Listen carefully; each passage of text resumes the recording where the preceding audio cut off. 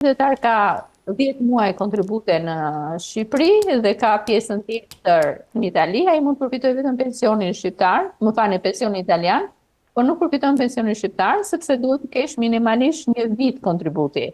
Sepse ky është një bazë ose një rregull e cili ekziston në të dyja sistemet kontributive, që ti jesh përfitues i një pensioni duhet të kesh të paktën 1 vit kontributiv.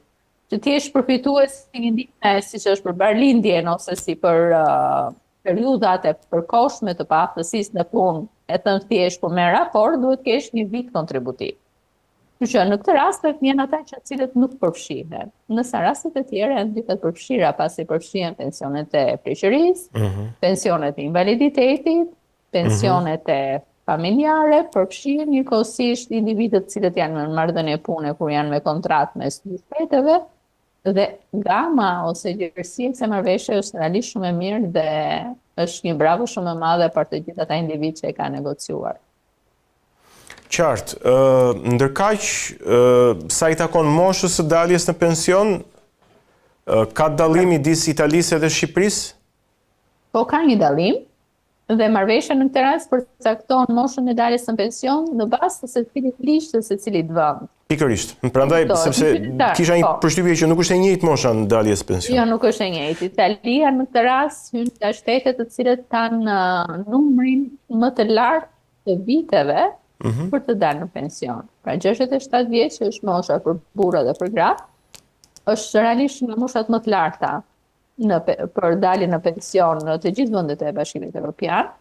Dhe nga ana tjetër është një moshë që ne në Shqipëri do ta realizojmë shumë vonë. Aktualisht në 2025, pasi mosha për dalje në pension si dhe vitet kontributive po rriten në mënyrë vazhdueshme, dhe në vitin 2025, pra në vitin aktual, për një grua që do dalë në pension duhet të ketë 61 vjet e 10 muaj, ndërsa për një zotëri ose për një burr duhet të ketë 65 vjeç, ndërsa në Itali kjo moshë është 67 vjeç për të dy. Në moshën, në momentin që një individ qytetar, marrim shembull në një zotëri ose një të burri i cili është mund të jetë në pension, po themi në Shqipëri, ndërkohë që në Itali nuk e ka mbritur akoma moshën e pensionit, mund të jetë 66 vjeç për shembull. Absolutisht. Nëse në Itali ai mund të jetë në marrëdhënie pune, por nga ana tjetër ka të drejtë të gëzojë ose të përfitojë një pension në Shqipëri, pasi ai ka plotësuar kriterin e moshës ose në këtë rast e ka realizuar kriterin e moshës. Gjithmonë nëse ka realizuar ato vitet kontributive. Por në këtë rast, avantazhi është që ky qytetar që ka plotësuar kriteret mund të përfitojë një pension në Shqipëri, edhe pse në Itali ai nuk është ende në moshën e pensionit, pasi sistemet funksionojnë në mënyrë të pavarur nga njëra tjetra, por bashkëveprojnë. Kur kanë marrëveshje të tilla në këtë rast, janë marrëveshje të njëjta me qytetarët ose me shtetet e ndryshme. Qartë. Unë do doja të riktheheshim pak situatës pensioneve këtu në Shqipëri dhe një reforme të munguar, të duhur, siç e thatë ju, për pensionet, duke qenë se mbështetet e kontributet dhe mosha e personave që kontribuojnë do të rritet. A ndërton kjo një sistem të pabarabartë sa i takon pensioneve në kuptimin që ata që kontribuojnë më shumë edhe do të penalizohen nga ana tjetër? Ata që janë kontribuesit më të lartë, realisht janë edhe më të penalizuar, në krahasim me individët që janë kontribuesit më të ulët, pasi skema në këtë rast nuk u rikthehen të gjitha kontributet, por flasim për individët me paga shumë të larta, pra nuk flasim as për individët me pagat mesatare ose të larta. Por flasim në këtë rast për individët. Ndaj sistemi për të mbrojtur këtë grup individësh ka përcaktuar ajo që quhet paga maksimale për efekt pensionit. E thënë në mënyrë shumë të thjeshtë, nëse kemi një individ që ka një pagë mujore 250.000, ai paguan në këtë rast tatimin mbi të ardhurat mbi të gjithë bazën e 250.000, po flasim të reja, 2 milionë e gjysmë. Ose 2 milionë e gjysmë. Atëherë ky individ paguan në këtë rast 13 dhe 23% të tatimit me pagën e plot, ndërsa kur flitet për kontributet për sigurime shoqërore, ai nuk paguan kontribute për pagën e plot, por paguan në këtë rast pati që quhet paga minimale dhe paga maksimale për edhe.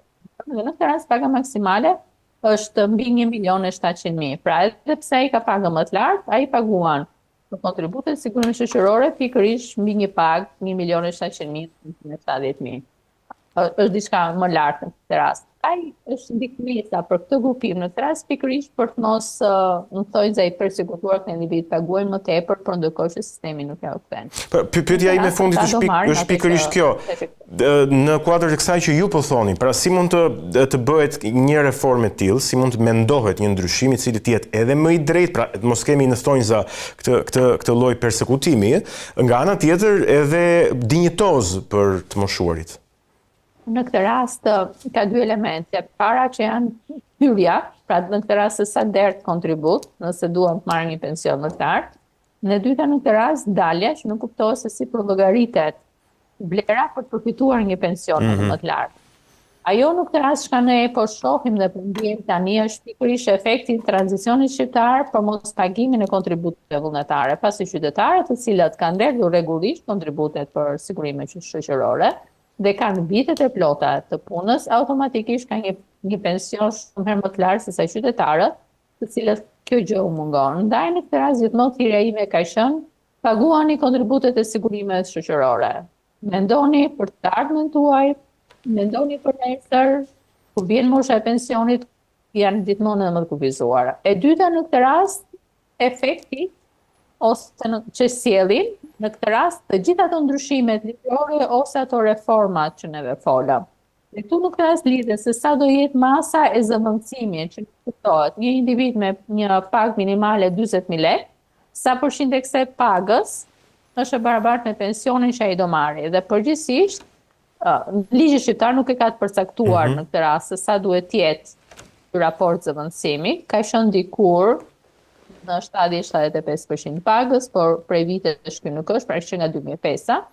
Ndërkohë që aktualisht neve kemi një kthim ose një mas zëvendësimi të pagës në pensionin në vitin e kaluar ka qenë diku tek 60%. Dhe kjo është sërish në këtë rast një mas e ulët e cila nuk mundson të ketë një pension të lartë. Ndërkohë që në një vit më përpara, në 2023 kjo ishte 35%, flasim gjithmonë në nivele mesatare.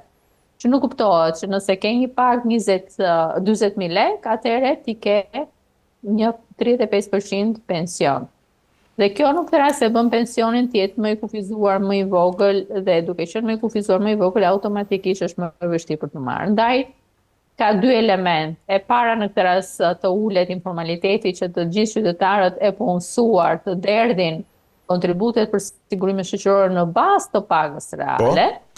Dhe e dyta në këtë rast është shikimi i përllogaritjes së pensionit në mënyrë që të jepet mundësi qytetarëve për të pasur një pension ose një të ardhur më të lartë. Qartë. Zonja Nuna, ishte shumë kënaqësi që ju pata këtu në studio dhe për të gjithë sqarimin teknik, goxha teknik do thoja. Shumë faleminderit dhe shpresojmë shumë që ti kemi ardhur në ndihmë qytetarëve me gjitha shpjegimet tona. Ju falenderoj. Mirë, ishim me eksperten e ekonomiste Uta Nunaj, folëm për rritjen e çmimeve, për pensionet dhe për marrëveshjen e pritshme në 1 qershor mes Italisë dhe Shqipërisë, nga e cila do të përfitojnë rreth 500.000 qytetar për pensionet nga të dyja vendet, kryesisht pjesa më e madhe shqiptar. Ne tani do të kalojmë në pjesën e dytë. Mirë, jemi rikthyer dhe do të vazhdojmë bisedën këtu në studio tani me një avokat i cili jeton në Londër, është i pranishëm në media, po ka qenë gjithashtu i pranishëm edhe gjatë zgjedhjeve të përgjithshme parlamentare të 11 majit. Ai ka garuar me siglen e koalicionit Euroatlantik në qarkun e Shkodrës. E kam të ftuar pikërisht avokat Naim Hasanin. Shumë kënaqësi që jemi së bashku, avokat. Faleminderit shumë për ftesën. Unë jam shumë kurioz të dëgjoj për jush atë se çfarë ndodhi në takimin mes kryeministrave, kryeministrit britanik Keir Starmer dhe kryeministrit Edi Rama në Tiranë në datën 15 maj, por përpara se të shkojmë për atë takimin mes kryeministrave, do doja pak të flisnim për koalicionin Euroatlantik dhe rezultatin e zgjedhjeve të 11 majit. Si e përjetuat ju personalisht? Faktikisht, unë paka shumë e dija sepse nuk do të kishte një rezultat të kënaqshëm në këto zgjedhje, për arsye se vetë se mënyra se u zhvilluan zgjedhjet në Shqipëri, mënyra se si është sistemi elektoral në Shqipëri dhe mënyra se si dy partitë kryesore kishin krijuar një monopol në zgjedhjet në Shqipëri dhe rezultati tashmë dihet dhe është një rezultat katastrofik jo vetëm për koalicionin Euroatlantik, por për gjithë opozitën në Shqipëri, ku pas 12 vitesh qeverisje të Partisë Socialiste, rilindjes të zotit Edi Rama, nuk arritëm të krijonim një frymë të tillë ku populli opozitar dhe qytetarët dhe elektorati gri të delshin masivisht në zgjedhjeve të rrëzonin Edi Ramën, ashtu sidomos kishte premtuar lideri i opozitës zyrtare i Partisë Demokratike madhështori zoti Sali Berisha. Po në fakt, pra, si e shpjegoni këtë, po them, diferencë kaq të madhe midis pritshmërive dhe realitetit. Po them, jo vetëm për koalicionin Euroatlantik, sigurisht së pari për siglën ku ju keni garuar, por edhe për opozitën në përgjithësi. Faktikisht unë dua, siç e kam bërë edhe më parë, të kërkoj ndjes qytetarëve shqiptar në mënyrë publike që si opozit ne nuk arritëm të krijojmë një frymë, një alternativë qytetarëve shqiptar për të kundërvend kësaj qeverie që për 12 vite ka bërë zëllume që as nuk duhet të imagjinonte fitoren në zgjedhje dhe të kishte korrur një humbje kolosale, por e kundër totalisht ndodhi fal mbështësisë, fal luftës së brendshme brenda opozitës, fal ngulmimit të liderit aktual të opozitës të Shqipëri, madhështorit Lasi Vita, i cili humbi në mënyrë katastrofike dhe nuk arriti të krijojë një frymë për qytetarët shqiptar për të bindur ata se ne vërtet jemi alternativa qeverise për një Shqipëri demokratike, evropiane dhe qytetare. Është për të ardhur keq që edhe 4 vite tjera do të kemi një opozitë totalisht të fragmentuar, një lider që ka thënë që derisa ta marrë zoti nuk do të largohet nga froni mbretëror i opozitës, dhe do të kemi me të vërtet një qeverisje mbretërore të thojza të mbretit të Rama i parë, dhe është absolutisht fatkeqësi për gjithë shqiptarët dhe përgjegjësia bie mbi gjithë neve që kandiduam, por që ishim pjesë e opozitës shqiptare. Qartë, sistemi zgjedhor është një element që artikulohet shpesh si një arsye strukturore e fitores mandatit 4 nga ana e Partisë Socialiste. Përçarja e opozitës 2, që ju e thatë, duke madje e etiketuar edhe me fjalën madhështori për Sali Berishën dhe madhështori për Lasi Vita. Në fakt, a mendoni se nga ana tjetër vetë pushteti, pra Partia Socialiste, pati një dorë të fortë në manipulimin përmes strukturave të këtyre zgjedhjeve? Unë mendoj që Partia Socialiste pati dorën e fortë të pushtetit, siç e kanë pas gjithmonë partitë në pushtet në Shqipëri që nga rënia e komunizmit, dhe zoti Rama dhe Partia Socialiste nuk lënë asnjë instrument të pushtetit pa përdorur, duke përfshirë këtu edhe dërgimin me forcë në farë mënyrë të zgjedhësve në kutitë e votimit, atyre që janë shërbëtor të punonjës të shtetit që kërcënoheshin se po nuk votuat, nuk do të keni asnjë sekond mundësinë për të vazhduar punën e tyre. Dhe unë kam e përjetuar vetë gjatë zgjedhjeve në Shqipëri, ku qytetarët kishin frikë të rrinin me mua për arsye sepse mos i shishin kondhensit e tyre apo e prorët e tyre që do të shkaktonte ndoshta largim nga puna në mënyrë të menjëhershme. Faktikisht përdorimi i pushtetit sado qoftë nga Partia Socialiste dhe nga kryeministri i Shqipërisë nuk do të ndikonte në rezultatin e zgjedhjeve nëse ne do të kishim një alternativë të qartë dhe ne nuk do të kishim një lider opozite i cili lufton vetëm për veten, rrethin e tij dhe familjarët e tij për të shpërtuar drejtësisë dhe për të mbajtur peng opozitën në Shqipëri. Padyshim nga ana tjetër, nga koalicioni Euroatlantik, kishim zotin Basha, i cili u mundua bëri të mundën ndaj një presioni dyfish nga Partia Demokratike dhe Partia Socialiste në pushtet, dhe padyshim ishte një situatë ku ne prishim një rezultat jo të kënaqshëm, por absolutisht nuk pritnim një rezultat të tillë ku asnjëri nuk do ta gëzonte ditën e të qenit parlament. Si e shihni ju të ardhmen e këtij formacioni politik ku ju keni bërë pjesë, edhe në siglën e cilit keni garuar, koalicionit pra Euroatlantik, tani që edhe nuk u përfaqësua me asnjë mandat në kuvend. Mendoni që do të vijojë si projekt politik? Neve nuk duhet harrojmë që koalicioni Euroatlantik u lënë si alternativë për shqiptarët në mënyrë që ne të garonim zgjedhjeve të japim shqiptarëve një alternativë ndryshe nga Rama Berisha, dhe mos harroni se kjo alternativë lindi si nevojë e mbajtjes së gjallë të apelimit që Partia Demokratike e Krahut Basha që ekzistonte në atë kohë ka në gjykatën e lartë në Shqipëri, dhe besoj se sa më parë që ai vendim të merret nga gjykata e lartë në Shqipëri, i cili është zvarritur për një kohë gjatë, dhe kjo zvarritje fatkeqësisht mbajti peng edhe shpresat e koalicionit Euroatlantik për një sukses shumë më të mirë se ky, dhe mendoj që vendimi i gjykatës lartë për vulën do të jetë shumë i rëndësishëm. Në qoftë se gjykata e lartë ja jep vulën koalicionit Euroatlantik dhe njeh zotin Basha, sekretari i Partisë Demokratike, atëherë do të ishte detyrë emergjente e tij dhe gjithë elementeve progresist brenda opozitës që të krijonin një koalicion të fortë dhe t'i thonin Sali Berishës që koha ka marrë fund, faleminderit për kontributin tënd ndër vite, mirë e keq cili do qoftë, duhet të hapësh rrugë dhe t'i lash rrugë bashkimit të opozitës për një alternativë për Shqipërinë dhe shqiptarët. Në të kundërt... Po, nëse gjykata e lartë ja jep vulën e Partisë Demokratike zotit Berisha, a nënkupton kjo së bashku me rezultatin e këtyre zgjedhjeve, po them fundin politik, konfirmimin e fundit politik të zotit Basha?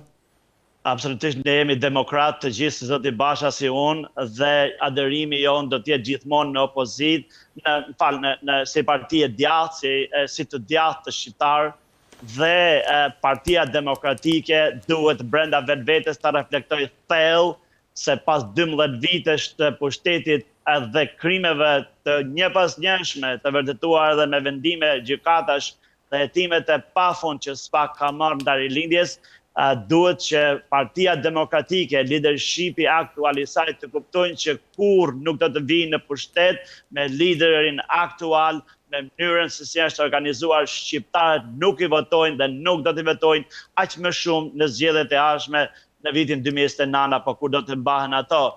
Është detyrë imediate e gjithë demokratëve shqiptarë kudo që janë, në çfarëdo segmente që janë ndarë, që të bashkohen bashkë dhe të thonë zotit Berisha që është koha ka ardhur që ti të largohesh nga drejtimi i Partisë Demokratike, të shijosh jetën tënde në mënyrë private dhe familjare dhe absolutisht mos kesh asnjë influencë as në opozitë as Parti Demokratike, dhe jam i sigurt që opozita, Partia Demokratike, demokratët ku ndodhen kanë figura djemë dhe vajza që dinë t'i dalin për zot, jo vetëm opozitës, po gjithë Shqipërisë dhe të zgjedhin një leadership i cili t'i jap shpresë Shqipërisë dhe shqiptarëve. Mirë po, në fakt zoti Berisha nuk mendon kështu dhe nuk